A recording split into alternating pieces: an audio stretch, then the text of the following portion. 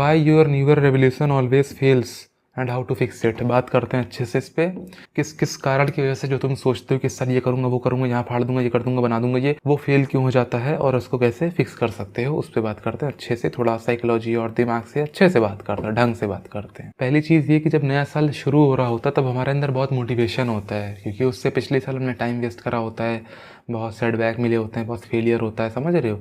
तो उस चक्कर में हमारा बहुत मोटिवेशन रहता है, इस साल ये कर दूंगा वो कर दूंगा यहाँ बना दूंगा ये फाड़ दूंगा, ये रहता है, जो कि अच्छी बात है, मोटिवेशन होना भी चाहिए। बट हम क्या करते हैं ना कि बहुत ज़्यादा मोटिवेशन लेके चलते हैं, जो कि अच्छी बात भी है, मोटिवेशन होना चाहिए, लेकिन उस मोटिवेशन के चक्कर में हम बहुत अनरियलिस्टिक गोल्स बना लेते हैं कि मैं इस साल ये कर दूंगा यार, इतना करोड़ कमा लूंगा, इतने लाख कमा लूंगा, महीने कितने कमाने लग जाऊंगा, समझ रहे हो, एक अनरियलिस्टिक गोल।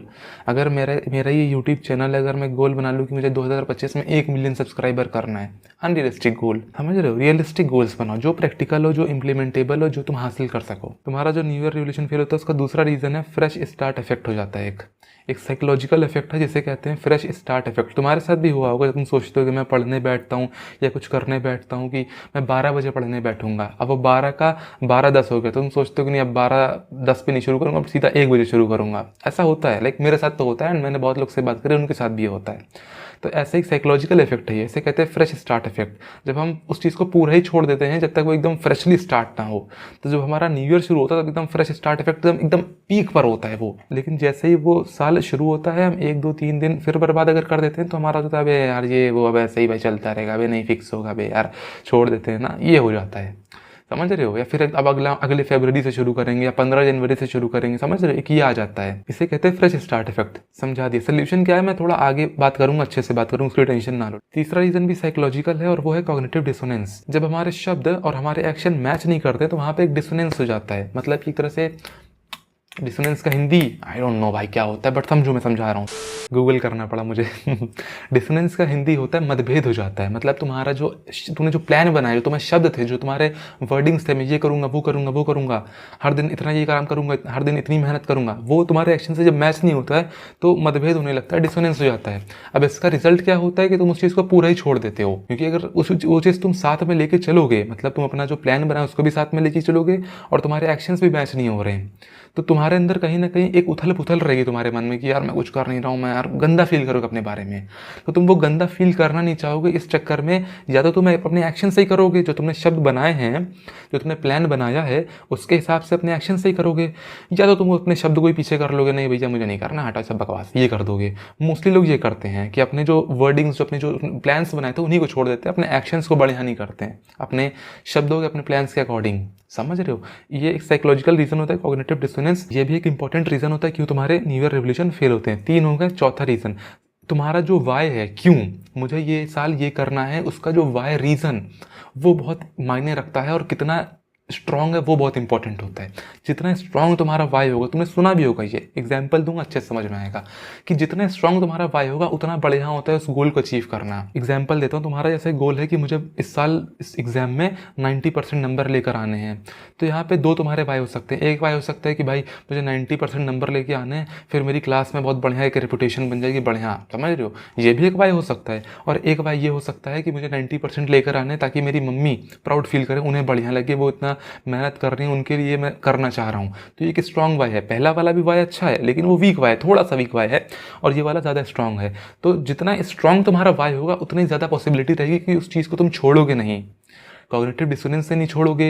और ये जो इफेक्ट होता है इसका मैंने क्या बताया था, कौन सा इफेक्ट था, फ्रेश स्टार्ट इफेक्ट, उसकी वजह से भी नहीं छोड़ोगे। जितने स्ट्रॉन्ग तुम्हारा वाई हो सके उतना स्ट्रॉन्ग बनाने की कोशिश करो। 4 रीजन बता दिए क्यों फेलियर होता है तुम्हारे न्यू ईयर रेवोल्यूशंस। अब उनके सोल्यूशंस के बारे में बात कर लेते हैं। सबसे पहला भाई, स्पेसिफिक गोल्स बनाओ भाई। स्पेसिफिक ये नहीं कि मैं इस साल मुझे 1 करोड़ भी कमाना है, इस साल मुझे 1 मिलियन सब्सक्राइबर भी करने हैं, इस साल मुझे फिजिक भी तगड़ी करनी, एकदम सीबम बनना है, समझ रहे हो। नहीं, स्पेसिफिक, प्रैग्मेटिक, रियलिस्टिक, जो अचीवेबल हो 1 साल के अंदर। ये नहीं कि लाइफ लॉन्ग का प्लान तुम 1 साल में बना लिया, नहीं, 1 साल में कितना अचीवेबल है उसको सोचो, सिर्फ उस साल का प्लान बनाओ, ज़्यादा नहीं, ठीक है। सबसे पहली चीज़, सबसे पहला इंपॉर्टेंट रीजन, बहुत स्पेसिफिक प्लान्स बनाओ और कम प्लान बनाओ, ये नहीं कि 500 प्लान बना दिए, नहीं। दूसरा, इंट्रिंसिक मोटिवेशन ढूंढो। एक होती है इंट्रिंसिक मोटिवेशन, एक होती है एक्सटर्नल मोटिवेशन। एक्सटर्नल की भाई मुझे पैसा मिल जाएगा, मुझे फेम मिल जाएगा, ये एक्सटर्नल है। और इंट्रिंसिक मोटिवेशन क्या होता है कि मतलब मुझे वो चीज़ अकम्प्लिश करनी है, वो चीज़ मुझे पाना है, वो चीज़ मुझे अचीव करनी है, भले उसका एक्सटर्नल कुछ बेनिफिट ना मिले, भले इसका मुझे पैसा ना मिले, भले इसका मुझे फेम ना मिले, भले इससे मुझे कोई चीज़ ना मिले, तब भी मुझे करनी है। ये इंट्रिंसिक मुझे करना है, मेरे अंदर से आ रहा है, मुझे करना है। तो कोशिश करो कि इंट्रिंसिक मोटिवेशन चीज़ों में लाने की कोशिश करो, ढूंढने की।